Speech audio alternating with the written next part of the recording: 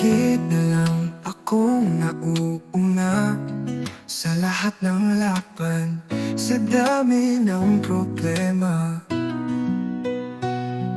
Ngunit sa salamin di ko na makita kung sino ba talaga ang aking halaga.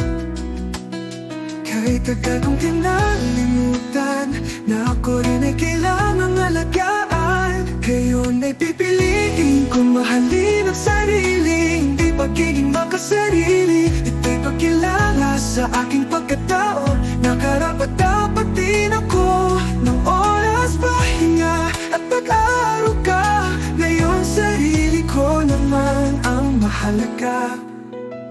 Sanay na sa pagbibigay, sa pag-unawa, pero naubos rin kahit pusong dakila. Ngunit natutunan kong hindi kasalanan ang piliin ng sarili minsan. Kahit tagal kong kinalimutan na ako rin ay kailangang alagaan, ngayon ay pipiliin kong mahalin ang sarili, hindi pagiging makasarili. Ito'y pagkilala sa aking pagkatao na karapat-dapat din ako ng oras, pahinga at pag-aaruga. Ngayon sarili ko naman ang mahalaga. Sanay na sa pagbibigay, sa pag-unawa, pero naunama di ako'y totoo. Sa bawat tiklat, sa bawat luha, nandoon ang tunay kong ganda.